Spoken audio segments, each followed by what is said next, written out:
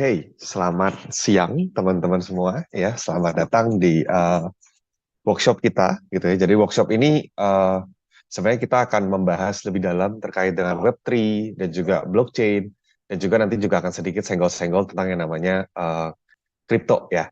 Nah, di sini tentu kita karena mungkin sebagian besar backgroundnya adalah dari teknik dan IT, jadi mungkin kita akan lebih fokus ke arah bagaimana kita mengembangkan gitu ya, bagaimana kita mengembangkan sistem yang berbasis dengan blockchain itu. Nah, tentu blockchain ini nanti perlu ada satu jenis koin yang nanti mungkin akan kita pakai juga gitu ya. Jadi nanti mungkin kita akan fokusnya ke salah satunya adalah Cardano ini.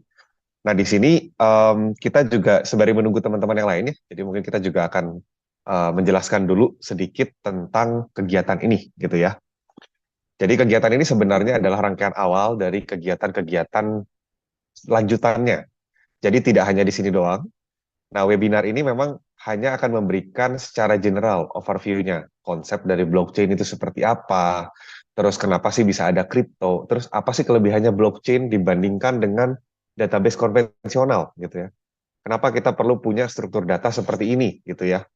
Kenapa dia tidak bisa dengan mudah dihack atau dimanipulasi datanya. Nah, konsep-konsep seperti itu mungkin yang kita bahas secara general, dan harapannya ini juga bisa membantu teman-teman untuk punya ide gitu ya. Ide kira-kira nanti kalau misalkan mau bikin sesuatu nih dengan menggunakan konsep blockchain kira-kira apa aja gitu. Nah, di sini setelah ini nanti akan ada beberapa event lanjutan gitu ya, dan itu akan lebih ke arah bagaimana kita mendevelopnya gitu. Nanti akan dijelaskan lebih lanjut seiring dengan acaranya berlangsung. Nah, di sini juga kita akan dipandu oleh salah satu speaker yang cukup terkenal juga. Jadi beliau juga sudah full time di blockchain developer gitu ya. Ini ada Pak Valdrian gitu ya. Kak Valdrian ya, bukan Bapak. Kak Valdrian ya, Valdrian Ivandito. Ini beliau kebetulan juga alumni Universitas Kristen Maranatha gitu ya. Jadi beliau alumni di Teknik Elektro dan beliau kebetulan sekarang jadi full time developer gitu. Nah, mungkin kita sembari menunggu dulu ya, kita menunggu dulu dengan teman-teman yang lain sebentar. Kita lihat masih apakah masih ada yang ini atau tidak. Oke, sepertinya sudah hampir semua ya. Oke, baik seperti itu teman-teman. Jadi webinar kali ini kita murni akan membahas konsep ya, konsep terkait dengan blockchain itu seperti apa. Lalu mungkin ada ide apa nih yang kira-kira bisa kita coba terapkan dengan konsep tersebut. Nah, tanpa panjang-panjang, mungkin kita akan persilakan kepada Kak Valdrian. Valdrian ini juga salah satu founder ya, founder di komunitas blockchain yang ada gitu. Cardano Developer Indonesia. Oke, baiklah mungkin silakan Valdrian, waktu dan tempat saya persilakan. Kalau teman-teman ada pertanyaan boleh ditanya langsung di chat, nanti saya akan bacakan. Terima kasih. Oke, ini sudah muncul ya slide saya. Sip. Iya. Halo teman-teman. Perkenalkan, saya Valdrian Ivandito. Saya alumni Elektro Maranatha angkatan 2013 gitu ya. Tadi Pak Oscar sedikit perkenalan saya juga. Jadi saya di sini adalah volunteer di komunitas Kadar Indonesia dan saya juga aktif untuk mengedukasi di komunitas Cardano Developer Indonesia. Oke, jadi judul webinar kita hari ini adalah Unlocking the Future of Web3 gitu. Nah, teman-teman mungkin di sini ada yang udah pernah dengar istilah Web3, nah, mungkin ada yang juga belum gitu ya. Ada yang baru tahu hari ini mungkin. Jadi seringkali Web3 ini dikait-kaitkan dengan cryptocurrency gitu ya. Ya mungkin di sini juga teman-teman udah ada ya yang main kripto barangkali gitu ya. Pasti udah familiar lah dengan yang namanya Bitcoin, Ethereum, Solana, Cardano, dan koin-koin lainnya gitu ya. Nah, sebelum kita bicara lebih jauh tentang Web3 ya, kita akan membahas gitu ya sejarah era perkembangan internet gitu. Jadi sebelum ada Web3 kan pasti ada Web 1 gitu ya, Web 2 dan ya dimulai dari tahun 1990 gitu ya. Saya kelahiran 94 gitu ya. Jadi ini saya waktu lahir saya belum mengalami era web pertama ini gitu ya. Tapi mungkin di sini teman-teman juga ada yang udah umurnya sekian gitu ya. Udah sepuh lah, udah veteran mungkin tahu gitu ya.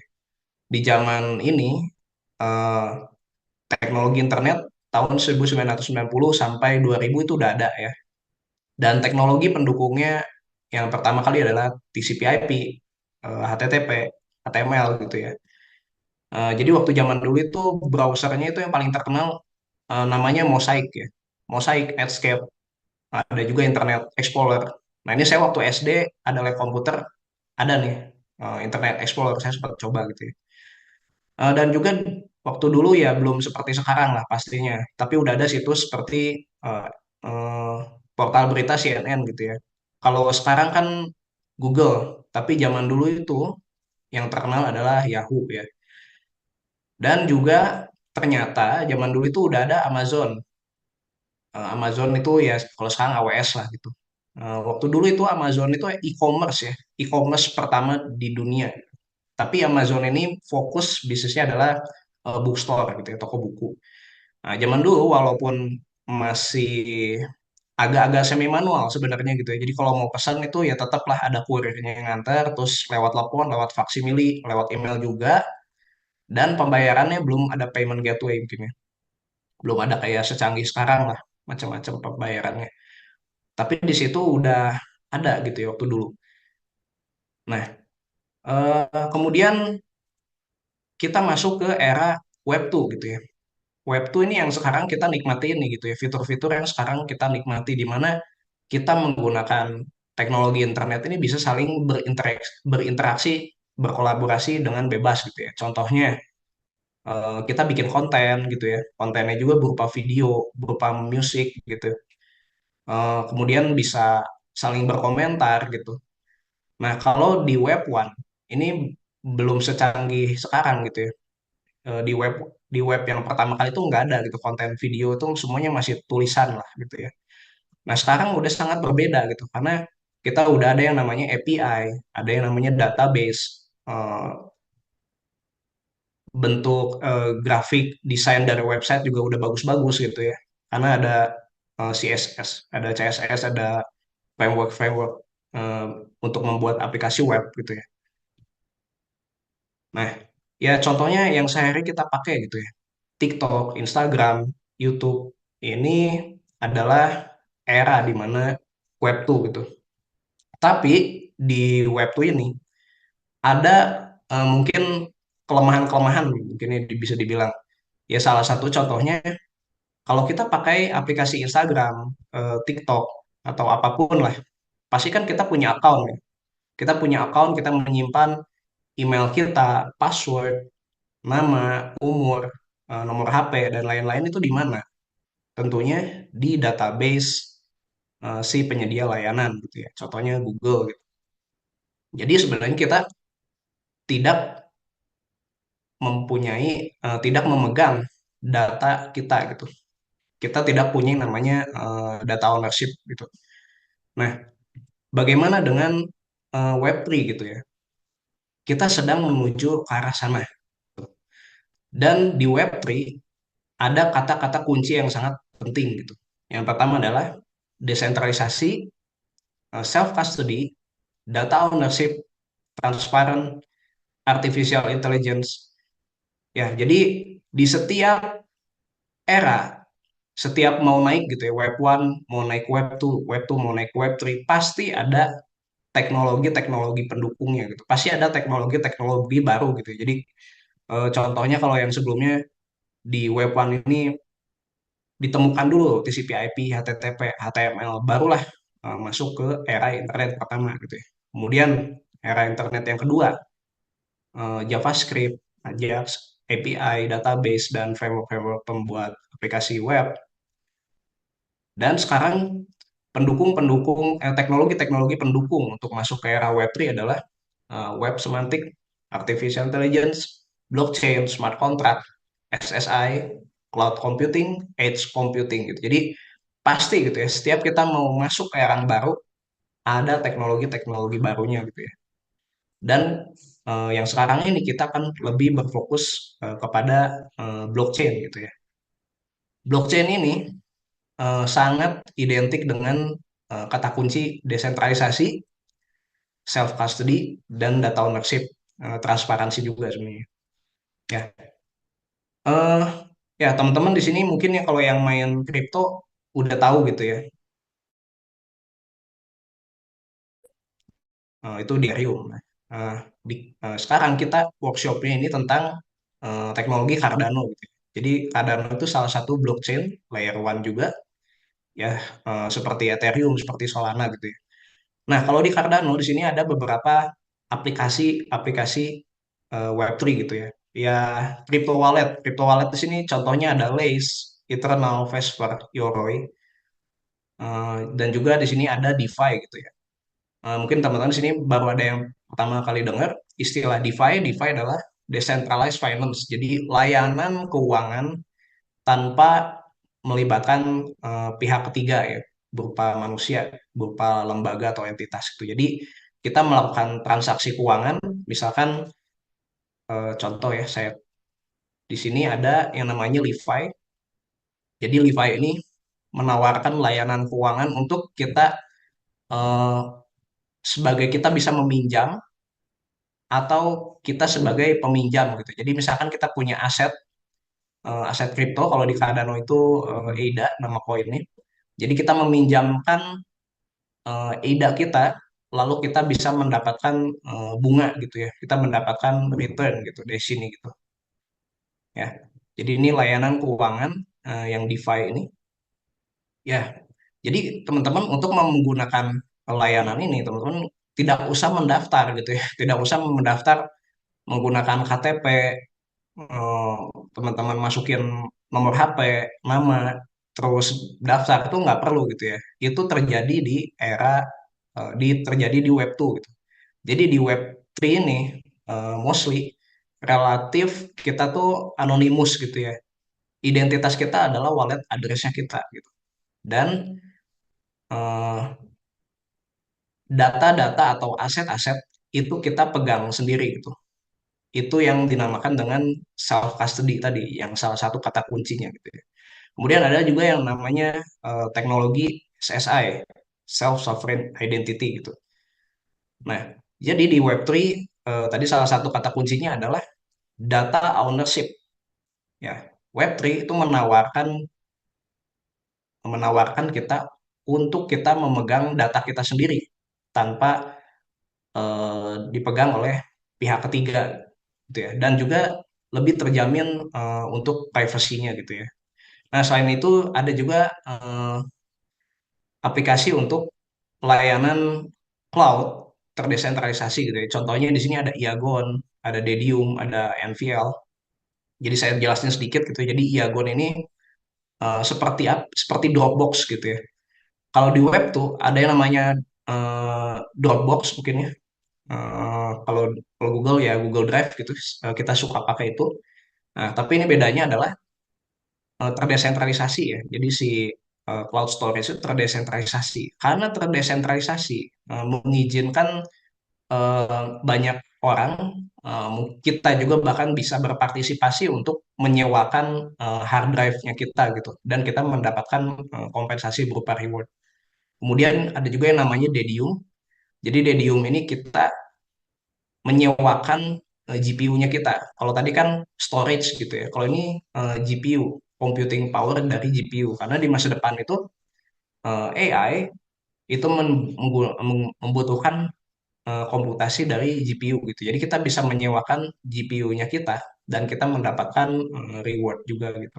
Jadi itulah fitur-fitur aplikasi-aplikasi yang ditawarkan di era Web3 yang sedang kita menuju ke sana gitu. Memang ini bukan sesuatu yang sempurna gitu ya, bukan sesuatu yang eh, belum bagus-bagus amat lah. Masih ada kekurangan, masih ada celah sistem keamanan segala macam. Karena kita baru masuk gitu ya, kita masih di tahap early gitu, early. Jadi di sini justru itulah yang membuat ini adalah peluang karena kita masih di tahap awal gitu ya. Jadi kalau kita udah masuk ke era teknologi di mana sudah mature, sudah berada di puncaknya, itu pasti banyak saingannya gitu ya. Itu pasti udah saturasi lah, udah saturated kayak sekarang aja banyak perusahaan-perusahaan teknologi layoff gitu ya. Eh, Ya bayangin aja e-commerce lah, e-commerce di Indonesia ada berapa gitu ya, ada toko hijau, toko oranye, toko biru gitu ya. Ini sangat-sangat kompetitif gitu di era di mana teknologi ini sudah mature gitu dan orang-orang selalu melakukan meniru gitu ya model bisnis yang sudah ada gitu. Tapi di Web3 ini kita belum ada model bisnis yang betul benar-benar sustain gitu ya. Ya kalau boleh jujur, memang sih banyak scamnya lah gitu ya. Banyak yang jual meme coin atau NFT atau apapun gitu ya, harganya mahal-mahal nggak masuk akal tapi use case-nya apa gitu. Tapi ya kalau saya pribadi, saya melihat industri Web3 ini adalah sebuah peluang karena kita masih di tahap awal, memang banyak scam, memang banyak eh, masih belum kelihatan realnya case-nya apa dan juga masih banyak eksperimen tapi justru disitulah peluangnya kalau menurut saya. Nah, oke, nah sekarang saya mau demokan gitu sebenarnya yang di Web3 ini aplikasi yang sudah ada yang bisa kita pelajari yang bahkan sehari-hari itu apa gitu ya. Saya mau demokan ya, eh, saya mau demokan eh, bagaimana caranya kita login. Biasanya di web tuh kita login menggunakan account kita ya, entah itu Google, bisa username, nomor HP, dan password. Tadi saya sudah mention bahwa data-data kita itu pasti tersimpan di si penyedia layanan ya. Jadi itulah sistem terpusat. Tetapi di sistem terdesentralisasi, kita menyimpan data di blockchain, metadata di blockchain gitu ya. Dan kita menggunakan dompet ya, dompet kripto, wallet kripto. Di sini saya punya 3 dompet ya, di mana dompet ini menyimpan private key gitu. Saya di sini punya kunci untuk mengakses data-data saya yang ada di blockchain, untuk mengakses aset saya yang ada di blockchain, ya. Oke. Jadi kalau ini konsepnya adalah login menggunakan account seperti Google account, password, username yang tersimpan di layanan terpusat, tetapi saya di sini login menggunakan aset ya, menggunakan NFT gitu. Ya, jadi di sini saya ada 3 wallet, ada 3 dompet gitu ya. Saya pertama-tama saya mau coba login dulu menggunakan wallet pertama ya. Oke, oke. Di sini saya hubungkan dulu dengan dompet saya. Nah, di sini ada notif gitu ya, tidak bisa login karena saya tidak mempunyai token. Jadi token itu kuncinya. Nah, walaupun dompetnya sudah terhubung gitu ya. Jadi saya klik login ini nggak bisa. Oke, saya sekarang coba menggunakan wallet kedua. Disconnect dulu, connect lagi. Oke. Nah, di wallet kedua ini saya dipersilahkan gitu ya, saya disambut. Nah, saya adalah platinum member gitu. Nah, karena di wallet kedua ini saya mempunyai sebuah NFT ya. Saya mempunyai NFT ini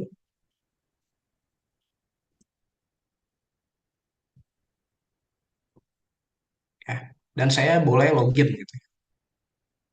Ya, jadi ini contoh ya. Jadi saya salah satu contoh bagaimana ternyata NFT itu ya yang kita kira itu hanya gambar-gambar monyet, mungkin hanya gambar-gambar nggak jelas yang dijual mahal, tapi di sini NFT mempunyai utility gitu ya. Inilah salah satu contoh aplikasi dari Web3. Oke, nah tadi sebelumnya saya mention bahwa ini seringkali berhubungan ya, berhubungan dengan aset kripto gitu. Nah, bagaimana perkembangan aset kripto di Indonesia gitu ya. Jadi di Indonesia nilai transaksi aset kripto itu sangat meningkat gitu ya, cukup meningkat. Apalagi di bulan Maret gitu ya. 2024 kita tahu bahwa di bulan Maret itu lagi naik gila-gilaan gitu ya, harga-harga kripto ya. Karena menjelang halving ya. Jadi mungkin teman-teman di sini yang pemain kripto yang udah suka dengar konten-konten tentang kripto, tentang Bitcoin, pasti tahu gitu ya apa itu halving gitu. Kita sedang mengalami siklus halving yang terjadi 4 tahun sekali gitu. Oke.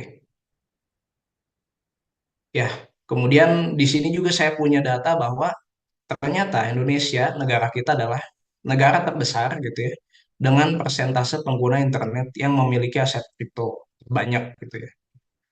Dan juga di sini ada sumber referensi lain di mana Indonesia adalah negara ketujuh mengadopsi cryptocurrency gitu ya. Nah, tapi nyatanya apa gitu yang kita lihat di lapangan ya? Yang kita lihat di lapangan tuh kebanyakan negatif gitu ya. Kalau kita cari-cari gitu ya di Twitter, di berita, di mana gitu ya, ada yang sampai bunuh diri gitu ya, sampai bunuh temennya gara-gara kripto, kelilit judol gitu ya. Sorry, kelilit pinjol maksudnya. Jadi pinjam uang, kelilit utang gitu ya. Terus ada juga yang artis-artis menerbitkan token tapi nggak jelas gitu ya, dan orang beli berharap-harap itu naik berkali-kali lipat, tapi ternyata nggak juga scam gitu ya. Dan juga banyak ya yang tidak sedikit gitu ya orang-orang yang jadi korban di mana influencer-influencer kripto itu mereka dalam tanda kutip gitu ya istilahnya pom-pom atau seperti mempromosikan suatu project kripto token koin gitu ya, dan mereka ikut-ikutan gitu hanya karena influencer itu terkenal gitu ya, followernya banyak, hanya karena influencer itu terlihat kaya mungkin, mempunyai mobil sport ataupun apa, jadi orang gampang gitu ya termakan dengan pengaruh-pengaruh itu ya, jadi membeli hanya dengan pengaruh influencer, jadi benar-benar nggak rasional gitu ya. Oke, jadi ya ini kesalahan-kesalahan fatal gitu ya. Kenapa di Indonesia ini banyak yang rugi karena kripto gitu ya. Pertama, ya tentu karena ingin cepat kaya ya. Ya mungkin karena faktor tadi gitu ya, ada banyak influencer kaya gitu ya, flexing-flexing gitu ya, punya McLaren lah apa. Jadi menganggap bahwa kripto ini adalah salah satu jalan tercepat gitu ya. Kemudian ya FOMO, ikut-ikutan influencer gitu ya. Ketiga, tidak bisa manajemen risiko dan manajemen keuangan. Jadi ini fatal banget gitu ya. Ya masih oke lah gitu ya kalau masih mending gitu. Kalau misalkan coba-coba, oke ambil resiko spekulasi, tapi tahu dulu resikonya gitu dan manage keuangannya. Jadi jangan sampai menggunakan semua uang. Jadi kita harus pakai uang yang tidak terpakai gitu ya. Jangan pakai uang untuk kehidupan sehari-hari, untuk makan, untuk bayar kosan gitu ya, untuk pendidikan tuh jangan sampai dipakai gitu. Tapi seringkali orang banyak nekat ya, karena ya itu balik lagi di poin pertama, menganggap bahwa ini adalah jalan tercepat untuk kaya gitu ya. Nah, kemudian yang keempat, yang tidak kalah penting, banyak orang nggak ngerti ya, esensi dari teknologi blockchain gitu. Apa itu self custody gitu ya, apa kemudian bagaimana cara menjaga private key-nya, bagaimana memutarkan aset di DeFi. Jadi sebenarnya di kripto ini ada banyak cara untuk cuan gitu ya. Nggak nggak cuma dari trading, nggak cuma dari beli meme coin, nggak cuma dari apa kata influencer. Jadi teman-teman kalau teman-teman banyak riset gitu ya tentang DeFi, itu kita ada banyak cara gitu ya untuk memutarkan aset kita. Ya walaupun mungkin eh, returnnya nggak sebanyak kalau kita hoki gitu ya, dapat tiba-tiba ketemu dapat koin gitu ya, naiknya 10 kali, naiknya 100 kali gitu ya. Oke, dan yang poin nomor 3, nomor 4 ini pada dasarnya membutuhkan skill dan pengetahuan. Jadi kita nggak bisa tuh cuma bermodalkan lihat influencer, em, ya ada juga ya ikut kelas berbayar gitu ya. Tapi nggak tahu itu kelas berbayar pun kontennya sebagus apa, pendidikannya, ilmunya, kualitinya bagaimana gitu ya. Jadi kita harus mempunyai skill dan pengetahuan untuk di financial market di crypto ini. Jadi kita nggak bisa nih nekat asal cebur gitu ya. Jadi kalau ngomongin skill dan pengetahuan tuh banyak gitu ya. Salah satunya misalkan technical analysis, price action, kemudian makroekonomi gitu ya teman-teman, tahu mengerti bagaimana kebijakan-kebijakan The Fed gitu ya, memotong suku bunga itu apa efeknya gitu ya, meningkatkan suku bunga apa efeknya itu karena berpengaruh gitu ya terhadap mata uang dan juga cryptocurrency. Jadi nggak bisa itu mentah-mentah cuma asal oh ini katanya eh, token anjing, token kucing, meme coin ini bakalan naik sini apa dasarnya gitu. Jadi mostly memang memang apa ya, perlu diakui bahwa di kripto ini 80% bahkan ini judi itu sebenarnya karena orang-orangnya, pelaku-pelakunya di pasar pun spekulator sebenarnya. Bahkan even skill dalam financial market yang tadi saya sebutkan, price action mereka nggak punya skillnya, DeFi mereka nggak ngerti, esensi dari self custody mereka nggak tahu gitu ya. Ya ini terutama yang self custody ya, saya menekankan pentingnya self custody karena baru-baru ini ya ada berita Indodax ya, exchange terbesar di Indonesia kehack gitu ya. Saya kemarin sempat juga yang ngalamin, eh, saya nggak bisa withdraw gitu ya. Tapi ya untungnya itu nggak, saya nggak bisa withdraw itu cuma uang kecil karena sebagian besar aset saya simpan di aplikasi wallet. Karena saya self custody. Self custody itu artinya seperti kita menyimpan uang kita di dompet. Beda kalau kita menyimpan uang kita di bank, kita tidak self custody karena uang kita diputarkan di bank. Kita nggak tahu kan bank itu mengelola uang kita untuk apa. Apakah jangan-jangan diputarkan 90% asetnya kita untuk kredit gitu kan. Memang di angka di mobile banking jumlahnya jumlahnya sekian gitu. Tapi sebenarnya di bank itu kalau semua orang menarik dananya, bank itu akan kolaps. Beda dengan blockchain. Di blockchain, misalkan di Bitcoin, di jaringan Bitcoin itu jumlahnya itu max supply-nya itu 21 juta, ya tetap semua orang menarik. Itu jumlahnya tetap gitu. Karena tidak ada seorang pun yang em, ya berbeda lah dengan konsep yang sentralnya seperti di bank lah. Intinya itu self custody menyimpan aset kita di dompet kita sendiri, seperti kita menyimpan uang kertas di dompet kita. Aset kita ada di tangan kita gitu. Nah, konsep yang bank tadi itu juga sama gitu ya, seperti di exchange. Misalkan Indodax. Di Indodax kita menyimpan aset kripto kita itu dipercayakan di Indodax, bukan di tangan kita. Tetapi jika kita menyimpannya di wallet dari Indodax, misalnya kita udah beli gitu ya, udah beli Bitcoin lah, udah beli Ethereum, Cardano atau apa, kita pindahkan ke wallet dari Indodax, itu barulah koin kita benar-benar milik kita gitu. Karena di dompet itu kuncinya private key-nya kita yang pegang.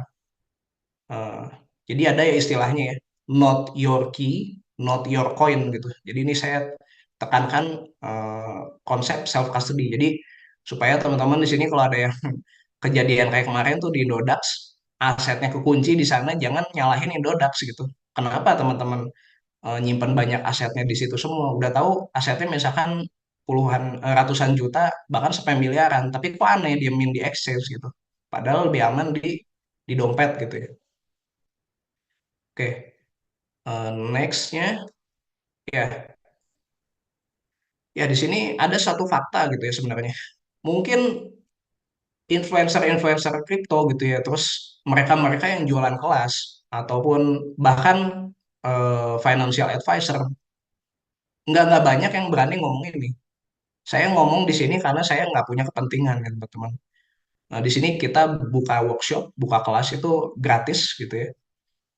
Saya di sini nggak ada kepentingan dan saya harus mengungkapkan fakta bahwa investasi gitu ya maupun trading di kripto itu tidak cocok untuk semua orang gitu ya. Yang pertama, ekonomi kelas menengah ke bawah ya, yang penghasilannya di bawah 1,6 juta atau 1,7 gitu ya.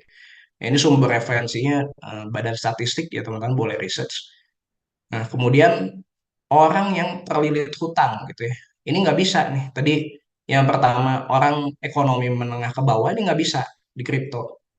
Kemudian orang yang terlilit hutang nih apalagi ini juga nggak bisa. Jadi jangan menganggap bahwa kripto ini jalan tercepat gitu ya untuk mengatasi masalah finansial enggak. Malah teman-teman di sini bisa lebih buruk gitu ya kalau di kripto salah jalan gitu ya.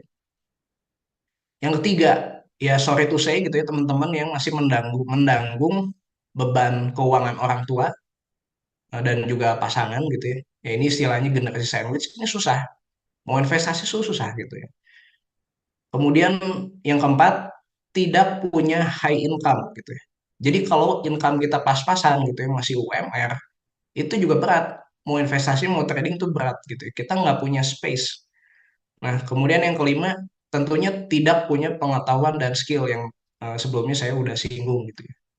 Jadi ini nggak bisa nih teman-teman. Kita harus menerima kenyataan, fakta pahit bahwa kripto ini tidak cocok untuk semua orang gitu sebenarnya. Dalam kondisi tertentu ya gitu. Saya nggak bilang kripto ini salah, kripto ini scam, saya nggak bilang gitu ya. Tapi ini adalah apa ya? Ada satu requirement, gitu. Ada satu persyaratan kalau teman-teman mau di industri ini gitu ya, di financial market crypto ini. Oke, ya jadi di sini saya sedikit menyinggung tentang personal finance gitu ya. Jadi level-level finansial ini ada beberapa level gitu ya. Nah, teman-teman,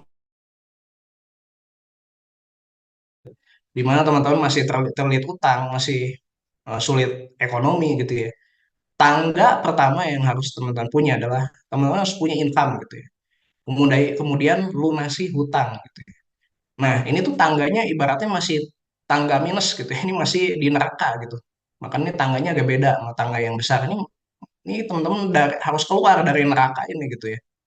Dan tangga pertama adalah self sufficiency di mana teman-teman harus punya high income skill. Jadi high income skill adalah kunci kunci di mana kita ke depannya bisa gitu ya, mempunyai peluang untuk meningkatkan ke level financial stability, financial flexibility dan wealthy gitu. Setelah teman-teman punya high income, teman-teman harus menyiapkan dana darurat. Jadi bukan berarti udah punya high income gitu ya. Wah, udah punya gaji nih 15 juta, 20 juta gitu ya. Dua digit kerja di Jaksel, Jakarta gitu langsung beli iPhone, beli tiap hari ke apa ke Starbucks gitu ya. Ya teman-teman susah gitu. Mentok terus di sini bahkan bisa mundur lagi ke level neraka gitu ya. Jadi udah punya high income skill justru itu dari nol. Jadi ada banyak orang bilang kalau mulai dari nol itu seperti apa? Ya ini sebenarnya. Mulai dari nol tuh teman-teman harus punya high income skill, punya karir yang bagus gitu. Setelah itu apa? Setelah itu nextnya sisihkan uang teman-teman untuk dana darurat. Dana darurat itu apa? Berupa cash ya. Jadi teman-teman misalkan sebulan itu habisnya 5 juta gitu atau 7 juta. Nah, teman-teman harus punya ya minimal 3 bulan sampai 6 bulan lah. Jadi eh, 5 kali 6 misalkan 30 juta cash. 30 juta cash itu tidak boleh diapa-apakan gitu ya.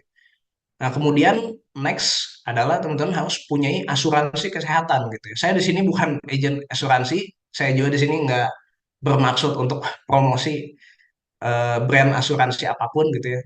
Tapi minimal teman-teman harus punya BPJS gitu ya. Karena kita tidak akan bisa berinvestasi kalau kita tidak punya dana darurat atau asuransi. Jadi sebelum berinvestasi, sebelum trading ada tangga-tangganya, nggak bisa lompat langsung gitu ya. Ya ini memang fakta. Jadi fakta brutal gitu ya. Fakta yang nggak semua orang berani mengekspos ini, mengatakan ini dengan jujur gitu. Di sini saya tidak punya kepentingan, di sini ya saya pure untuk mendidik teman-teman gitu ya. Nah, kemudian barulah kita bisa masuk ke level yang cukup tinggi gitu ya, di mana teman-teman sudah mempunyai kondisi financial flexibility di mana sudah punya high income, sudah punya karir yang bagus, sudah ada dana darurat asuransi terproteksi dengan baik, barulah mulai teman-teman silahkan mengambil resiko gitu ya. Dan tentunya resikonya harus di manage gitu ya. Bukan berarti udah nyampe sini seenaknya gitu ya, all in. Beli kripto, beli apa, semuanya aset dimasukin 100% ke situ gitu. Yang enggak juga gitu ya. Kita harus diversifikasi juga ke aset yang aman gitu ya. Ya, mulai dari sini teman-teman bertahap. eh, jadi di investasi ada yang namanya compounding gitu ya. Eh, Ya ada yang bilang itu keajaiban dunia ke-8 gitu ya, di mana kalau teman-teman ya cobain gitu ya kalkulator compounding 10% aja per tahun gitu ya. Apa yang terjadi dalam 10 tahun kalau itu digulung terus seperti bola salju gitu ya. Maka teman-teman akan menjadi kaya raya gitu. Jadi ini tahapan-tahapannya gitu ya, teman-teman. Nah, tadi saya mention bahwa titik nolnya adalah high income skill. Bagaimana kita mendapatkan mempunyai high income skill gitu ya. Nah, tentunya industri Web3 di sini kita bisa ya berpeluang mendapatkan high income skill gitu ya. Di sini saya contoh gitu ya. Di Web3 ini ada banyak jenis pekerjaan ya. Salah satunya adalah developer gitu ya. Dan di workshop kita akan belajar, kita akan eh, mendapatkan eh, kompetensi-kompetensi bagaimana supaya kita menjadi developer di Web3 gitu ya. Ya di sini bisa dilihat gitu ya, Web3 di developer di Web3 ini mostly apalagi di luar negeri gitu ya, digajinya dolar per tahun itu bisa ratusan juta sampai miliaran ya teman-teman. Ya, bahkan di Web3 ini sebenarnya nggak cuma hal yang technical developer doang, nggak cuma yang IT aja gitu. Sebenarnya sini bisa lihat gitu ya ada product marketing spesialis, di sini juga ada ya konten, ada konten creator, konten strategi, social media manager gitu ya. Jadi ada banyak peluang di Web3 ini gitu sebenarnya. Oke. Dan salah satu contohnya adalah saya. Saya mengalami eh, di Web3 ini saya mendapatkan suatu peluang gitu ya. Jadi di ekosistem Cardano itu ada yang namanya tata kelola Project Catalyst. Di Project Catalyst ini memberikan pendanaan-pendanaan bagi komunitas yang ingin berkontribusi gitu ya, mengembangkan ekosistem Cardano gitu. Saya dan kawan-kawan di sini tim saya Pak Oscar dan Bro Caliburn, ada juga di sini Bro Andreas Sosilo. Kita satu tim gitu ya, kita mendapatkan pendanaan gitu ya dari Project Catalyst. Nah, di sini project kita mempunyai 3 program ya. Yang pertama TFT program, kedua comprehensive workshop, ketiga mini hackathon dan diadakan di Universitas Kristen Maranatha. Oke, jadi yang pertama ini TFT program gitu ya, yang sudah kita jalankan di beberapa minggu yang lalu gitu ya. Di sini saya mengedukasi, saya sharing untuk para dosen gitu ya, dosen elektro dan IT. Nah, kemudian yang akan kita selanjutnya adalah workshop gitu ya. Workshop kita adakan 3 bagian ya, 3 part gitu. Workshop pertama itu diadakan di tanggal 2 sampai 3 Oktober, workshop kedua 13 sampai 15 November, workshop ketiga 25 sampai 16 November. Dan nggak cuma sampai workshop, teman-teman. Buat teman-teman yang mengikuti workshop ini, teman-teman juga berpeluang ya mengikuti perlombaan kompetisi mini hackathon dengan total hadiah 6 juta rupiah. Ya, oke, mungkin sampai sini saya sharing. Mungkin teman-teman di sini ada yang punya pertanyaan, saya kembalikan ke Pak Oscar sebagai moderatornya. Terima kasih. Oke, ya terima kasih Kak Valdian atas presentasinya yang menarik ya. Jadi yang seperti teman-teman tahu tadi gitu ya. Jadi ini tidak berhenti sampai sini. Tadi memang sudah dijelaskan sekilas ya tentang konsep dari blockchain itu dan memang banyaknya penerapannya adalah di kripto dan NFT ya sebenarnya gitu. Nah, tapi tadi juga kan dilihat juga yang ada yang Kak Valdian bikin juga gitu kan. Jadi kita juga bisa menerapkan tuh konsep-konsep blockchain juga di hal-hal lainnya gitu. Nah, mungkin di sini ada satu pertanyaan gitu ya. Yang lain juga boleh ya. Mungkin nanti boleh dituliskan di kolom chat. Jadi nanti bisa langsung kita bahas. Nah, izin pertanyaan mungkin dari YSQL David.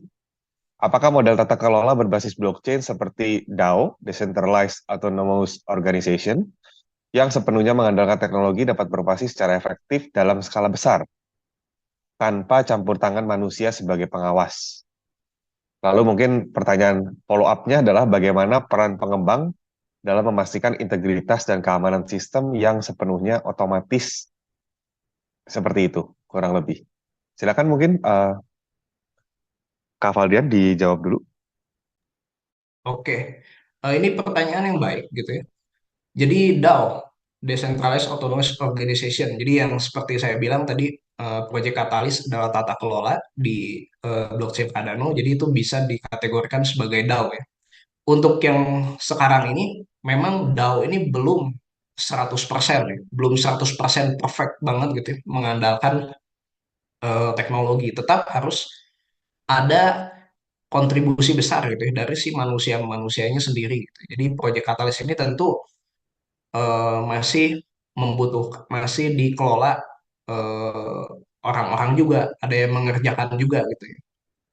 Dan juga di Cardano ini sekarang sudah masuk era Voltaire ya, di mana ke depannya untuk melakukan hard fork itu sudah tidak centralized lagi. Yang terakhir ini kan Cheng Cheng hard fork gitu ya, update Cardano terakhir ini masih dibilang dalam tanda kutip centralized ya, masih kontrol penuh oleh IOG gitu ya. Nah, jadi IOG itu salah satu perusahaan pengembang blockchain ini gitu. Untuk kedepannya gimana ya? Mungkin bisa nggak 100% gitu ya. Saya belum bisa jawab gitu ya. Tapi yang jelas yang namanya teknologi kita selalu ke arah perkembangan yang lebih baik lagi gitu ya. Dan juga ada yang namanya Moore's Law gitu ya. Mungkin teman-teman sih ada yang pernah dengar Moore's Law, boleh googling juga gitu ya. Jadi kita ke depannya itu perkembangan teknologi itu bahkan tidak terbayangkan gitu ya. Perkembangan teknologi tidak linear, tapi eksponensial gitu. Kita nggak tahu apa yang terjadi gitu ya. Ada yang sekarang tuh AI misalkan. AI pun nanti bisa terlibat dalam DAO gitu. Jadi kita DAO itu nanti berurusan dengan kecerdasan buatan juga. Ya mungkin sejauh sepengetahuan saya ini yang bisa saya jawab. Oke ya, thank you Kak Valdian untuk ini jawabannya ya.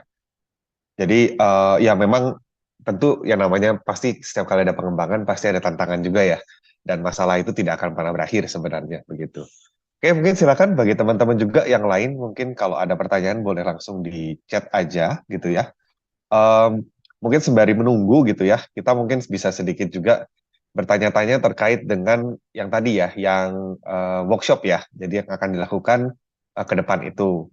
Jadi mungkin pertanyaan yang simpel dulu, berarti kan tadi siapa aja nih yang mungkin kira-kira eligible buat mengikuti workshop itu. Terus kalau misalkan ternyata orangnya nggak datang sekarang, tapi sebenarnya dia tertarik pengen ikut gitu.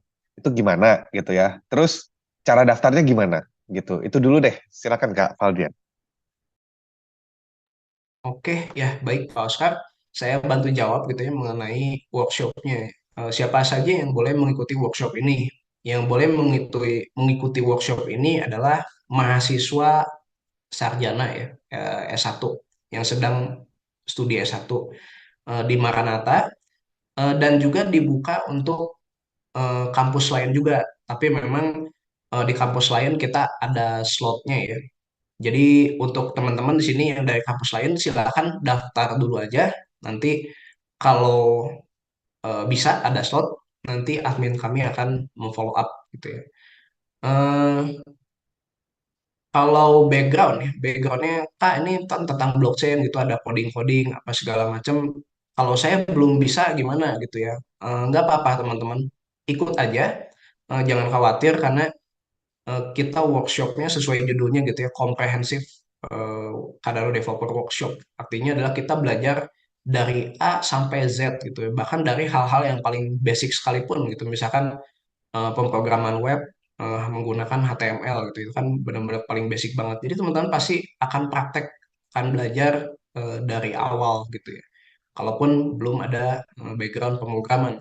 Yang penting di sini pertama ketika kita mau belajar itu harus ada yang namanya curiosity gitu ya, keingintahuan gitu. Jadi kalau teman-teman belum ada keingintahuannya, belum ada curiosity-nya, pasti kan nggak tertarik gitu ya. Nah, yang kedua baru teman-teman pasti ada rasa tertarik dan bahkan bisa ada yang timbul namanya passion gitu ya kan. Eh, Anak-anak zaman sekarang pasti oh kita kerja harus sesuai passion passion. Nah, sebelum ada passion kita harus ada ketertarikan dulu dengan bidang itu ya. Baru yang ketiga timbullah yang namanya insight gitu ya. Kita mendapatkan insight-insight baru, ide-ide baru untuk berinovasi. Ya itu saja mungkin jawaban dari saya. Oke, ya, makasih banget Kak Fabian. Berarti intinya sebenarnya adalah ini terbuka bagi semua mahasiswa S1 gitu ya. Terserah apakah dari Maranatha atau bahkan di luar Maranatha, cuman memang nanti akan ada proporsinya ya. Jadi memang karena kegiatannya kan dilaksanakan di Maranatha, mungkin slotnya akan diprioritaskan bagi teman-teman yang di Maranatha. Jadi teman-teman yang di Maranatha juga jangan sia-siakan kesempatan ini gitu ya, karena kan kebetulan nih diprioritaskan, jadi mungkin slotnya akan sedikit lebih banyak ketimbang yang di luar. Tapi yang di luar juga jangan berkecil hati, bukan berarti nggak bisa gitu ya, tetap ada juga nih, ada juga. Nah, registrasinya bisa ada di link itu ya, teman-teman bisa lihat di chat dari Cardano Indonesia, itu ada linknya. Untuk Maranatha bisa klik yang MCU, kalau publik itu bisa klik yang publik. Nanti juga akan ada di sosial media ya, teman-teman. Jadi kalau misalkan mungkin sekarang takutnya nggak keburu, boleh juga follow sosial media kita, itu smarttech.ukm. Saya tulis dulu. Ya, di sini smarttech.ukm, lalu juga kita juga ada ftrc.ukm, tapi ya kurang lebih materinya akan sama, gitu ya. Nah, mungkin berikutnya ada pertanyaan juga nih dari Francisca, gitu ya. Izin bertanya, apa bedanya sih self-custody sama yang kasus yang penyimpanan di Indodax itu? Mungkin boleh dibantu jawab dulu, Kak Val. Oke, ini pertanyaan bagus sekali gitu ya dan hal yang mendasar bahwa bedanya self custody dan Indodax gitu ya. Jadi kalau ya seperti yang tadi sudah saya jelaskan, self custody itu analoginya seperti kita menyimpan uang kertas di dompet kita. Jadi benar-benar gitu ya, aset kita itu ada di tangan kita, kontrol penuh 100% tangan kita. Tetapi jika teman-teman menitipkan uang ke bank atau menitipkan uang ke Indodax atau ke lembaga-lembaga finansial, artinya kita tidak self custody, artinya uang kita itu tidak ada kontrol penuh di kita. Ya, kayak kemarin contohnya, apa sih yang dimaksud kontrol penuh gitu ya? Indodax bisa saja gitu ya, dia menonaktifkan sistemnya gitu ya. Jadi dia berhenti beroperasi beberapa hari kan. Artinya kan kita nggak bisa menarik dana kita, kan. Dana kita nggak bisa kita ambil gitu. Kita tidak punya kontrol penuh atas uangnya kita. Gitu ya. Itu kemudian contohnya bank gitu ya. Ya kalau sekarang sih bank aman ya harusnya. Bank di Indonesia kita bank bagus-bagus gitu ya. The Big Four gitu ya, BCA, BNI, BRI Mandiri yang nggak mudah kolaps lah.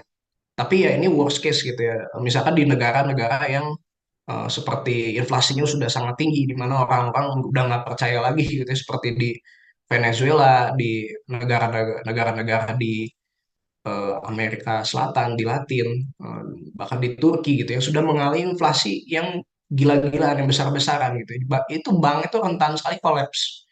Jadi orang menyimpan uang di bank, bank semua orang mengambil atau bank yang nggak bisa mengembalikan uangnya terjadi gagal bayar, ya itulah artinya orang-orang tidak punya kontrol atas asetnya. Tetapi beda, di blockchain ini menawarkan kontrol penuh atas aset yang kita pegang. Tapi memang saya tidak bilang ini adalah yang sempurna gitu ya, yang paling aman, enggak juga gitu. Karena memang selama ini kekurangannya salah satu cryptocurrency ya terlalu volatile gitu ya, harganya naik turun nggak jelas gitu ya. Walaupun sebenarnya sudah ada solusi-solusinya.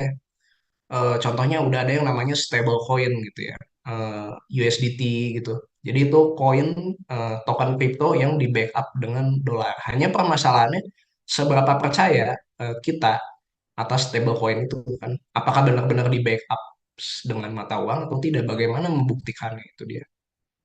Itu mungkin ya yang saya jawab mengenai self custody dan versus Indodax. Oke, ya, thank you. Semoga menjawab ya, Mbak Francisca. Oke, silakan juga mungkin bagi teman-teman yang ingin bertanya juga boleh ya ditanyakan juga. Nah, mungkin kita juga kan sembari nunggu mungkin kalau ada teman-teman yang mau bertanya, mungkin kita juga mungkin bisa tanya juga nih ke Kak Valdian kira-kira apa sih yang bakal dipelajari gitu ya di workshop satu, terus ada workshop 2, workshop 3 gitu kan. Terus juga kan apa sih benefit umumnya gitu ya, benefit umum yang mungkin kita dapat dari ketiga workshop tersebut. Mungkin boleh dibantu jawab dulu. Thank you. Oke, ya. Tadi kita workshop ada 3 part ya. Yang pertama ini workshop pertama, judulnya adalah Introduction to Cardano Blockchain and Basic Web Development gitu ya. Jadi di hari pertama kita akan belajar tentang konsep blockchain gitu ya. Tapi di sini saya nggak akan ngejelasin konsep-konsep yang ngejelimet gitu ya. Jadi di workshop kita ini 80% praktek, 20% teori gitu. Tetap ada konsepnya, ada teorinya apa. Tapi kita pelajari itu sambil jalan gitu ya. Kita menerapkan sistem learning by doing. Nah, kemudian di hari kedua kita mulai belajar tentang dasar-dasar pemrograman web gitu, seperti HTML dan Tailwind gitu. Jadi kita akan menggunakan dua teknologi ini, HTML dan Tailwind, untuk membangun halaman web sederhana. Ya, kenapa harus belajar web development? Ya sesuai dengan namanya gitu kan, Web3 gitu kan. Berarti kan sebelum ada Web3 ada Web2 ya. Berarti harus bisa dulu develop aplikasi web gitu. Ya, itu mungkin Pak Oscar. Oke ya, thank you. Jadi mungkin itu kurang lebih penjelasannya. Jadi sebenarnya kita akan belajarnya tuh dari nol gitu ya.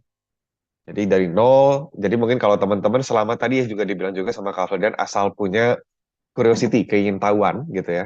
Dan memang kan kalau dilihat di sini juga teman-teman sebagian besar backgroundnya adalah dari teknik atau IT mungkin gitu ya.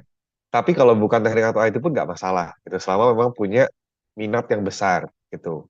Aku pernah ketemu bahkan orang manajemen pun gitu ya. Tapi dia ternyata punya kemampuan programming yang sangat bagus gitu. Karena sekarang ya programming nggak cuma untuk teknik dan IT aja, tapi juga untuk semua gitu. Jadi semua juga bisa. Selama memang kita mau belajar dari nol begitu. Oke, ya kita belum ada pertanyaan nih teman-teman. Jadi mungkin sembari sembari nunggu juga kita mungkin sembari mewawancara juga ya. Mungkin tadi ya tentang kegiatan-kegiatan berikutnya ini ya, gitu kan. Tadi kan sudah dijelaskan tuh workshop. Nah, teman-teman yang menarik nih di sini setiap workshop itu nanti akan dapat sertifikat juga gitu ya. Jadi kalau kita kan biasanya kalau di kuliahan punya kayak apa ya surat keterangan pendamping ijazah ya. Nah, nanti itu juga akan bisa masuk ke sana sebenarnya gitu. Jadi ini juga akan ada sertifikatnya juga. Selain nambah ilmu juga menambah juga di sisi administrasi juga gitu ya. Jadi teman-teman juga mungkin ada kelebihannya. Dan boleh juga ajak yang tidak ikut di workshop ini, tidak ikut di webinar ini, gitu. Jadi tidak harus yang di webinar ini itu yang harus ikut workshop, enggak. Boleh juga yang di luar. Jadi tadi ya tinggal follow aja Instagramnya Smartech UKM gitu ya. Lalu nanti di situ tinggal dilihat itu akan diupdate secara berkala info-infonya seperti apa. Ya nanti kalau workshopnya udah beres mau di unfollow ya silakan. Gitu ya. Cuman yang penting selama ini di follow dulu aja biar tahu gitu ya. Ada infonya apa aja nih sampai kita nanti ke akhirnya. Nah, kenapa dipecah jadi 3? Ini tujuannya supaya teman-teman juga tidak terbebani gitu istilahnya. Karena kan kita harapannya di sini nggak kan teman-teman juga kuliah gitu. Kita nggak pengen nanti jadinya terbeban, akhirnya tidak kuliahnya jadi nggak bagus itu kan nggak pengen juga. Jadi kami berencana memecah jadi 3 bagian. Lalu juga bagian dari Maranatha, juga teman-teman nanti akan dibantu juga sama dosen-dosen Maranatha yang kemarin sudah di TFT oleh Kak Valdrian ini, ya. Jadi nanti kurang lebih ada sampai 4 ya, ada 4 dosen mungkin akan membantu teman-teman semua, gitu ya, untuk belajar hal-hal tersebut. Nah, kalau di Maranatha timelinenya itu kita di bagian workshop kedua itu akan ada di UTS, teman-teman. Jadi minggu kedua UTS. Jadi ketika sudah sepi, gitu ya, sudah sepi tidak ada UTS lagi, nah kita adakan di situ. Jadi harapannya juga tidak mengganggu. Dan kalau tidak salah ini juga match dengan jadwal beberapa universitas lain. Ya aku udah cek, tapi nggak semua ya, nggak semua. Jadi Ya maaf mungkin kalau beberapa teman yang dari luar Maranatha mungkin ternyata jadwalnya kena pas jadwal kuliah gitu ya, yaitu mungkin susah juga. Nah, di sini kita berharapnya onsite, teman-teman. Onsite, tapi nanti mungkin akan ada beberapa kasus di mana kita akan coba fasilitasi yang hybridnya. Tapi kita sih pengennya kalau bisa teman-teman datangnya onsite, karena di mana-mana kalau praktikum gitu ya, belajar pemrograman gitu-gitu lebih enak kalau langsung sih sebenarnya. Begitu. Oke, kita tunggu. Sepertinya ada ininya. Sebentar. Oke, ada pertanyaan satu lagi ya dari Kak David lagi. Jadi untuk dari segi development tadi kan dijelaskan menggunakan Tailwind CSS dan sebagai framework front end. Kalau bagian back end development-nya kita bebas menggunakan programming language apapun atau ada bahasa khusus yang digunakan. Nah, ini mungkin sekalian juga ya, mungkin sekalian juga nanti Kak Fadrian juga menjelaskan kira-kira hackathon-nya bakal kayak gimana sih? Terus kenapa disebutnya mini hackathon? Kenapa nggak hackathon aja gitu ya? Dan kira-kira topiknya apa? Jadi sekalian aja ya, karena ini juga kan ada membahas teknis ya sebenarnya dari pertanyaan Kak David ini. Silakan, Kak Valdrian. Oke, ini pertanyaan bagus banget gitu ya, dan cukup teknis. Jadi saya tadi baru jelasin HTML Tailwind. Memang itu teknologi untuk membangun front end gitu ya. Bagaimana dengan sisi back end-nya? Di teknologi blockchain, kita mengenal dengan yang namanya smart contract. Tadi saya sempat singgung. Jadi smart contract ini adalah bagian back end-nya gitu ya. Dan juga nggak cuma smart contract gitu. Sebenarnya eh, Web3 itu aplikasi terdesentralized atau yang biasa disebut DApps, Decentralized Application, itu berkomunikasi melalui API ke yang namanya node provider gitu ya. Kita tahu bahwa blockchain ini adalah kumpulan dari jaringan-jaringan eh, node ya. Jadi bagaimana berinteraksi dengan node gitu ya. Itu ada API-nya lagi. Itulah mungkin di ranah back-end-nya gitu ya. Jadi saya mungkin singgung sedikit. Tadi kan saya baru jelasin workshop part satu ya.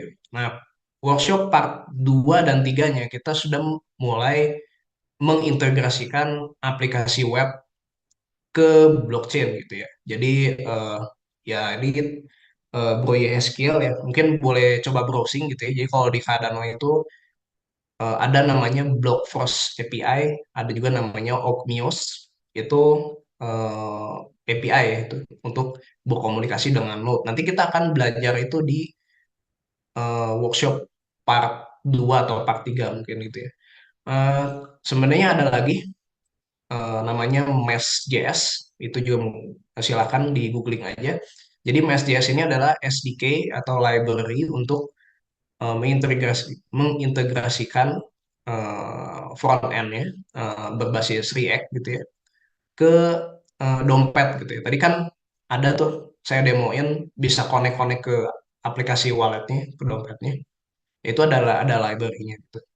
Ya, jadi itulah yang akan kita explore, akan kita pelajari di workshop part 2 dan part 3. Nah, kemudian mini hackathon gitu ya. Jadi mini hackathon saya jelaskan sedikit konsepnya. Saya juga mau sambil share screen lagi gitu ya. Tadi kan saya demo gitu ya sebelumnya. Ini aplikasi sederhana untuk login gitu. Nah, jadi konsep dari mini hackathonnya ini adalah teman-teman tidak membuat aplikasi dari nol gitu ya. Jadi teman-teman di sini saya sudah sediakan code-nya, udah ada source code-nya. Nanti saya share GitHub-nya ketika menjelang hackathon. Nah, tugas teman-teman di sini adalah memodifikasi dan juga mengembangkan apa yang sudah saya buat ini ya. Jadi teman-teman di sini punya ide, punya apa gitu ya. Dan juga apa yang saya buat ini bukan berarti sudah bagus gitu ya. Ini masih banyak cacatnya gitu ya. Jadi ini memang sebuah konsep, ini masih prototipe lah, hanya sebuah konsep gitu ya. Nah, yang namanya login itu kan kita nggak bisa sembarangan masuk gitu ya. Ya, eh, saya coba praktekkan di sini ya. Ini kelemahan dari aplikasi ini yang saya buat kelemahannya adalah Kalau saya route-nya di sini saya tulis lagi /membership.platinum dan saya tidak login. Ini bisa masuk. Nah, jadi mungkin teman-teman di sini ada yang backgroundnya udah ambil mata kuliah web atau bahkan udah ada yang project tentang web gitu ya. Jadi di web itu ada yang namanya authentication gitu. Jadi kalau nggak lolos authentication itu nggak bisa masuk ke route-nya yang ini, ke halaman ini nggak bisa gitu. Jadi inilah masalah yang harus di solve di hackathon ini. Ini soalnya gitu. Nah, kenapa disebut mini hackathon gitu ya tadi pertanyaan Pak Oscar. Karena ini masih sekali ya kita apa ya bobotnya tantangannya itu tidak terlalu sulit gitu menurut saya karena ini kita nggak buat dari nol ya. Saya sudah sediakan source code-nya, teman-teman tinggal mengembangkan gitu. Dan juga udah enak ya sekarang belajar, udah ada AI gitu ya, ChatGPT, Copilot gitu, Copilot dan lain-lain gitu ya. Jadi harusnya sih saya rasa teman-teman walaupun masih kuliah mungkin semester awal masih masih S1 lah, harusnya bisa mengatasi tantangan ini gitu ya. Oke, itu aja dari saya jawaban yang bisa saya berikan. Mungkin ada pertanyaan yang lainnya, Pak Oscar. Oke, ya terima kasih Kak Fardian atas penjelasannya yang menarik ini. Oke, mungkin teman-teman juga kalau misalkan ada pertanyaan lagi juga boleh ya teman-teman mungkin di chat juga gitu ya. Jadi tadi ya sebenarnya hackathon ini disebut mini hackathon karena tidak dibuat dari nol gitu ya, tidak dibuat dari scratch gitu kan. Nah nanti juga kita ada hadiahnya ya teman-teman ya. Tadi juga diberikan juga dikasih lihat juga posternya gitu ya. Ada hadiahnya bernilai jutaan rupiah ya lumayan juga ya buat uang jajan teman-teman juga gitu. Nah sekali lagi jadi ini cuman memang kalau untuk ikut hackathonnya ini sebaiknya harus sudah ikut juga workshopnya gitu. Jadi jangan nanti tiba-tiba daftar hackathon tapi tidak ikut workshopnya gitu karena mungkin kan biar biar kita tahu bahwa oh kompetensinya sudah sesuai. Takutnya nanti ternyata daftar tapi kompetensinya tidak sesuai kan juga susah juga gitu ya teman-teman. Oke, mungkin seperti itu. Silakan kalau teman-teman mungkin ada mungkin satu atau dua pertanyaan terakhir gitu ya sebelum kita mungkin eh, dokumentasi. Lalu setelah itu mungkin kita akan tutup webinar ini gitu ya teman-teman. Jadi silakan kalau misalnya ada yang tertarik gitu ya. Jadi yang tadi dibilang bahwa sebenarnya kita ini di apa blockchain ini masih banyak banget peluangnya, gitu ya. Masih banyak banget peluangnya dan di Indonesia pun pendidikan blockchain pun belum banyak gitu. Jadi makanya harapannya di sini kita bikin kegiatan seperti ini bisa juga dimanfaatkan gitu ya. Jadi karena peluang kerjanya juga masih luas nih, masih belum banyak juga peluang kerja untuk hal-hal yang seperti ini. Begitu. Oke, silakan kalau ada pertanyaan lagi teman-teman. Nanti informasi lebih detail akan dipost di Instagram smarttech.ukm gitu ya. Lalu linknya sebenarnya kalau sudah kebelet pengen daftar ya silakan nanti boleh juga ya di ini di dua link yang ada gitu ya. Jadi nanti hackathon kita itu kita akan adakan kurang lebih ada di akhir tahun gitu ya. Dan nanti itu kita juga nanti untuk pengumuman pemenang kita akan buat jadi onsite. Jadi nanti kita akan selenggarakan di Maranatha juga buat teman-teman gitu.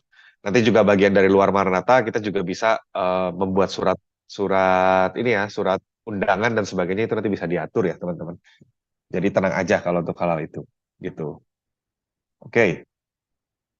Oke, mungkin ini pertanyaan terakhir dari David ya. Mungkin bisa dijawab langsung aja barengan di di webinar ini gitu ya. Jadi berarti dari penjelasan mini hackathon itu berarti kayak reverse engineering atau cloning dari web yang sudah ada atau bagaimana sebenarnya gitu.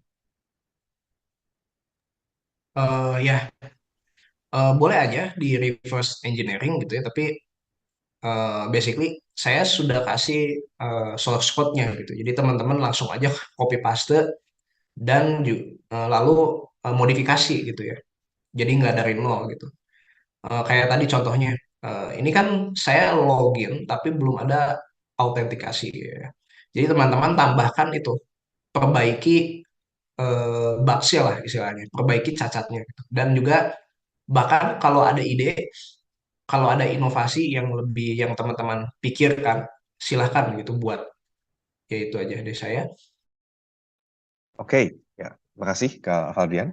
Oke, ada pertanyaan juga dari N. Jadi, apakah workshopnya offline gitu? Nah, sebenarnya kita di sini akan melihat nanti pendaftarnya gitu ya. Jadi, kalau teman-teman mungkin yang dari luar Maranatha tapi juga di luar pulau gitu ya, terus sebenarnya sangat tertarik mengikuti, ya mungkin nanti kita juga akan mencoba memikirkan untuk fasilitasi hybrid sebenarnya.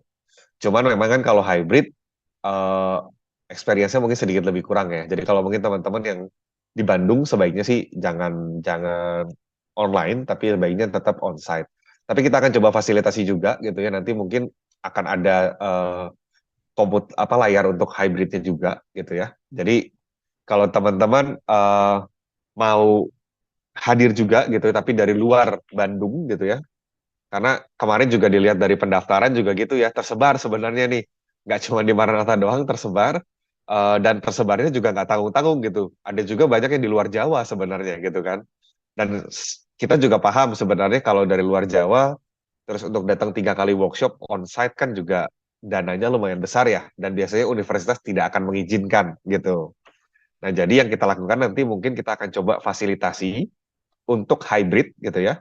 Hybrid, cuman mungkin nanti ya mohon bersabar kalau mungkin pertanyaannya mungkin dibalasnya mungkin apa sedikit delay atau apa karena kan itu hybrid ya. Jadi mungkin pembicaranya akan coba fokus ke yang onsite dulu. Tapi materi nanti kan tetap bisa di-sharing juga. Jadi bisa bisa bisa diikutin juga gitu. Nah, itu detail-detailnya bisa dilihat di situ juga di chat ya, dicoba di sharekan. Tapi ini memang fokusnya ke MCU-nya. Nah, tapi tadi ya, teman-teman yang dari luar Maranatha juga boleh join ya, juga boleh join. Dan sebenarnya kalau dari workshop ini kalau online sebenarnya sorry, kalau hybrid pun sebenarnya kita akan coba usahakan gitu karena kita juga tadi ya ingin memfasilitasi. Tujuan kita sebenarnya pengen teman-teman tuh bisa apa ya, bisa familiar dengan yang namanya blockchain programming gitu kan. Karena memang sekarang tuh belum ada kayak yang resminya tentang blockchain kalau di Indonesia gitu ya. Dan kebetulan juga kita juga punya pembicara yang memang sudah fasih di bidangnya gitu ya. Jadi memang eh, kita sebenarnya mencoba memanfaatkan momen tersebut gitu. Ya, jadi teman-teman kalau misalnya dari luar Bandung, boleh mungkin kita akan coba fasilitasi sifatnya hybrid gitu ya, sifatnya hybrid. Tapi nanti mungkin pas final gitu ya, final itu mungkin kita akan minta ke Bandung, tapi kita akan bikin surat undangan. Jadi biasanya kalau udah surat undangan, universitas teman-teman akan terima biasanya. Mereka akan happy-happy aja untuk mengirim teman-teman ke sini. Biasanya gitu. Gitu sih. Oke, mungkin ada pertanyaan lagi teman-teman. Ya, sembari menunggu mungkin dari eh, Kak Valdian mungkin ada beberapa statement penutup gitu ya. Silakan Kak. Ya, saya sih nggak banyak statement penutupnya. Ya, saya encourage teman-teman, silakan segera daftar gitu ya. Kapan lagi gitu ya ada workshop ilmunya sedaging ini gitu ya. Di luar negeri atau udah banyak sebenarnya udah ada workshop-workshop seperti ini gitu, tapi harganya mahal gitu ya, ribuan dolar gitu ya. Kalau di Indonesiain rupiah jutaan bahkan puluhan juta gitu ya. Di sini teman-teman workshop ini gratis gitu ya, dan juga ketika teman-teman datang dapat ilmu, dapat konsumsi, ada makanan gitu ya, dan juga ada sertifikat kapan lagi gitu udah gratis, dapat ilmu, dan juga ada lagi nih yang luar biasa gitu ya, benefitnya adalah teman-teman bisa mendapatkan cuan di sini gitu, dibayar gitu. Karena saya kasih bocoran sedikit gitu ya kan, tadi saya bilang 80% praktek 20% teori gitu. Jadi nanti ketika yang banyak praktek coding-coding, ada yang namanya coding challenge gitu ya. Jadi di sini saya sudah siapkan soal-soal gitu ya, di mana teman-teman kalau bisa mengerjakannya, dan ini kompetitif gitu ya sifatnya karena rebutan ya, di waktu dan rebutan siapa cepat yang mengerjakan dan berhasil, itu akan mendapatkan reward gitu ya, berupa koin ADA gitu ya, dan ditransfer langsung ke walletnya teman-teman gitu ya. Dan sekali dapat itu teman-teman bisa dapat bahkan ratusan ribu gitu ya. Jadi kapan lagi teman-teman belajar gitu ya, kemudian bisa mendapatkan uang, kemudian juga dapat konsumsi gitu ya, dan gratis gitu ya. Ini workshop belum tentu tahun depan ada lagi gitu ya, karena ini workshop kita didanai oleh Project Katalis dari Cardano. Oke, itu aja dari saya. Semangat teman-teman untuk perkuliahannya. Sampai ketemu kita di kelas Baik, workshop komprehensif Cardano Developer. Thank oke, you. thank you teman-teman. Nah, sebelum bubar, mungkin kita foto dulu ya teman-teman. Mungkin boleh open cam yang mau open cam untuk nanti kita dokumentasi sih sebenarnya intinya ya. Jadi mungkin kalau teman-teman boleh silakan open cam dulu. Jadi nanti kita kita tunggu ya. Jadi tadi ya sembari nunggu mungkin teman-teman open cam. Jadi eh kita ini tadi ya, kita ini dari hibah sebenarnya ada hibah dari Cardano dari Project Catalyst itu gitu. Jadi kalau teman-teman sebenarnya bahkan nanti teman-teman juga bisa ngajuin loh gitu ya. Jadi kalau teman-teman sudah punya background blockchain-nya dengan baik gitu kan. Nanti teman-teman juga bisa ngajuin dan tidak harus sifatnya yang kayak gini yang bikin workshop, bisa juga kayak bikin sistem. Jadi kalau nanti teman-teman lihat di websitenya Project Catalyst itu banyak banget project-project yang sebenarnya lebih ke arah bisnis dan sebagainya itu banyak banget gitu ya. Jadi seperti itu teman-teman mungkin kita tunggu lagi ya. Misalnya ada mungkin ada beberapa lagi yang masih mengaktifkan kamera gitu ya. Ya, jadi seperti itu dan juga ya ini apa tambahan juga gitu. Jadi kalau teman-teman ikutin workshop setiap seri workshop kita akan ada souvenir yang berseri gitu ya untuk 3 seri itu. Jadi nanti kalau ikut tiga-tiganya workshopnya nanti akan jadi punya punya satu seri lengkap gitu untuk souvenirnya gitu. Kita jadi souvenir itu eksklusif, jadi kita cetak khusus hanya untuk acara ini aja gitu. Oke, mungkin kita tunggu lagi. Mungkin ayo teman-teman mungkin yang belum mengaktifkan kamera boleh mengaktifkan kamera dulu biar kita bisa dokumentasikan gitu ya. Tadi ya teman-teman kalau info lebih lanjut bisa ikutin Instagramnya smartech.ukm dan boleh disebarluaskan ya teman-teman. Jadi tidak harus yang ikut di webinar ini, enggak gitu ya. Boleh juga ke teman-teman yang lain. Lalu juga boleh juga di luar Maranatha ya. Dan kita juga memfasilitasi sifatnya yang hybrid. Jadi kalau teman-teman mungkin yang dari luar Bandung pengen ikutan, tapi ternyata mungkin terkendala dengan jarak dan waktu gitu ya. Ya udah, jarak ya. Kalau waktu enggak sih, jarak gitu ya. Nah mungkin nanti bisa ikut dalam versi online-nya. Oke, baik. Mungkin kita akan mulai untuk foto. Ya, silakan berikan senyum terbaik teman-teman. Satu, dua, tiga. Untuk halaman satu. Tar, tar, tar, tar. Kayaknya tadi ada yang gerak. Ya, jangan bergerak ya semuanya. Satu, dua, tiga. Oke, sebentar ya. Kita cek dulu.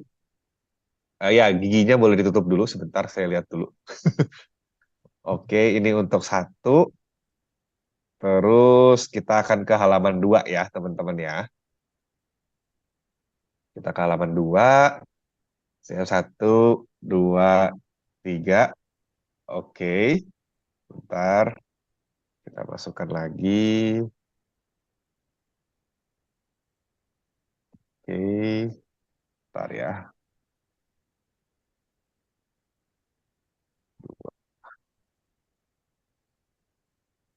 Oke ya, seperti itu mungkin teman-teman. Tadi ya, jadi mungkin ya boleh dimatikan kembali kameranya tidak apa-apa.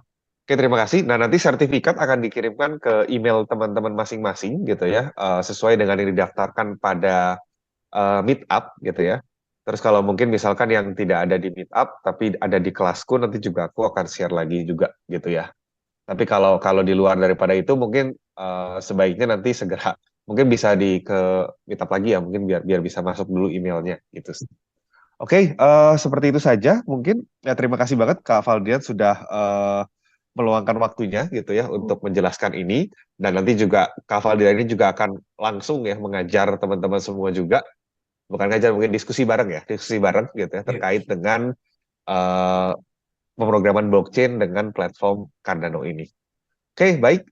Terima kasih. Seperti itu, mungkin acaranya mungkin berarti selesai. Silakan mungkin kembali beraktivitas untuk kegiatan-kegiatan lainnya. Terima kasih semuanya.